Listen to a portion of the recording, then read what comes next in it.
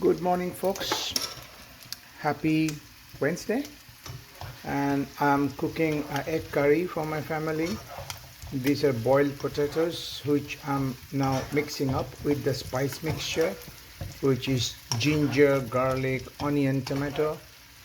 Everything is kind of paste other than onion, which is chopped up. And again, this is not a cooking channel. Just to ensure that you are getting interested in cooking, because otherwise you can never have a very good health. And I'm trying to bring back the glory of egg, because egg should be mainstream rather than a side salad, because egg so far is the most complete nutritious food. Particularly the egg yolk is very important for brain development of young people, and also integral to our hormonal health, because it is full of cholesterol, and cholesterol is an essential food component that we all should have rather than getting scared about it. I'm showing you the ingredients, the masala thing I have used, but obviously again I'm not going to tell you the proportions I'm using, because I don't even know what proportion I used. I just throw it in the pan. Nutmeg, coriander, cumin, cinnamon, turmeric, chili powder, what is this, mace and black pepper and bay leaf, red chili, garlic paste, mango oil. That's it. And I have boiled the eggs, shelled it out, and then put a prick with a knife so that it is not going to pop, but it is still popping because the egg yolk, the moisture is trying to explode the shell, not the calcium cell, but the white bit of egg. I think my second cup of coffee is, yes, almost ready. Let's switch it off. And you have to make sure that your potatoes soak up all the juice that this paste has got to offer. So don't rush this step, otherwise your curry will not be tasting very nice. And from time to time keep doing that so that the eggs are browned all the side. Now, yesterday I posted a video called "Wash Your Mind" in a washing machine, and I talked about how you can use meditation or reflection to clean your mind, because every day we pick up dirt from news channel, from people criticizing us, from negative events that might happen, etc. But today I'm going to talk about the morning journal, the bullet journal. Every day try to see yesterday in 4 quadrants or 6 quadrants. So your 6 to 9 is one quadrant, 9 to 12 p.m., 12 to 3, which is a kind of post-lunch-ish quadrant, less energy, and then 3 to 6 and 6 to 9. So where your energy levels are, and the energy can be either high energy or low energy, and then you can make another vertical line, which is pleasant and unpleasant. So in the top half is the high energy unpleasant state of the red zone, like anger, injustice, grief, worry, etc. And then on this side, I call first, second, third, fourth. So first quadrant is your yellow zone, which is like a high energy pleasant. You're doing a lot of work, you're dopamine driven, you're feeling happy, energetic. But again, if you go too much yellow, that's a manic phase, that you think you're very, very busy doing a lot of stuff, but actually you are not getting much done, but you're just busy being busy. So yellow quadrant is, again, summary, pleasant, high energy. Red quadrant, unpleasant, high energy, like anger, okay?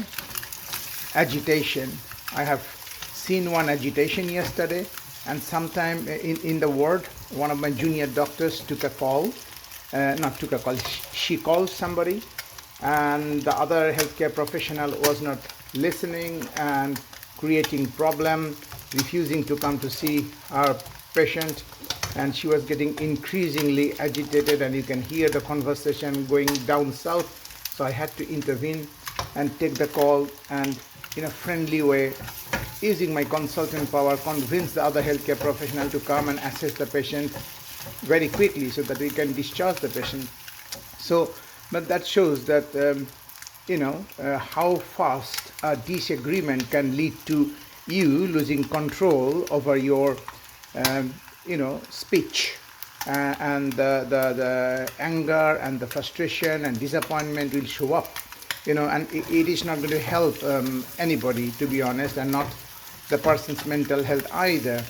So we need to know when there is a kind of disagreement happening in the clinical context, how to resolve it, because it is always good to be challenged by another healthcare professional, because otherwise if I ask for anything and the other person is just obliging me, that's not how healthcare should work. It's all about a first do no harm principle. So suppose I think I need to do a colonoscopy and somebody challenges me, look, I don't think we need a colonoscopy. I shouldn't get angry, but at the same time I have to debate it out intelligently, intellectually, with proper evidence, etc. And because at the end of the day, all we are trying to do is to fight for our patients and send them home better than the way they come in. This is the top two quadrant. Now coming to the bottom quadrant, so that particular junior doctor with our working hours went temporarily into the red quadrant. Then come to the blue quadrant, which is less energy and unpleasant, which is like a depression, sadness, no energy, anhedonia, nothing is exciting, I'm bored, and to the severe case, it is like a real bad depression, which we don't want to. It's very, very painful situation. When you are agitated, you can do some stuff still, but when you're depressed and blue, then you can't get out of it, because you don't have any energy to do anything. And then comes the low energy but pleasant quadrant, or the green quadrant, like you're like a yogi, meditative, you're contented. And here you get a lot of serotonin, you're happy with everything that you have done, achieved. But dopamine level is slightly low. It's more kind of serotonin and oxytocin, like you're hugging your family, kids, pet, and this is your high dopamine, adrenaline driven. So this is the fourth quadrant. It's called mood meter. So see which quadrant you are, like roughly.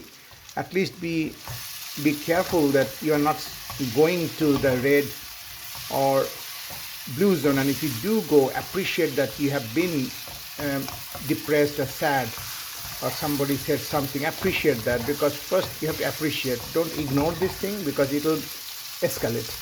And when you are in the green zone and yellow zone, make sure you don't spend a lot of time in the yellow zone, but because that can be quite taxing for your body. A lot of adrenaline, a lot of kind of elevated heart rate, etc. Because it is a high energy. Let's do the work zone. So now this goes there. So I have to go and get ready. 6:25. My cooking for the day is done. I'm just making one dish today. I tend to make one dish every morning while I reflect on what happened yesterday, what I learned yesterday.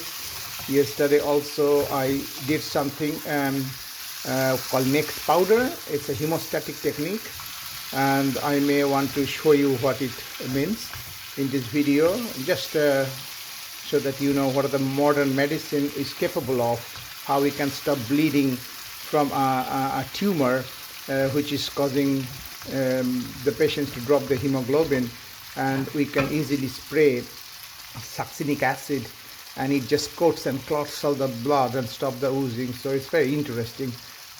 One of the reasons I become a gastroenterologist probably is my love for toys and gadgets and stuff. A lot of us are here because we love doing stuff, like a bronchoscopy that our respiratory colleagues does, and angiography the cardiology colleague does, and we do endoscopy.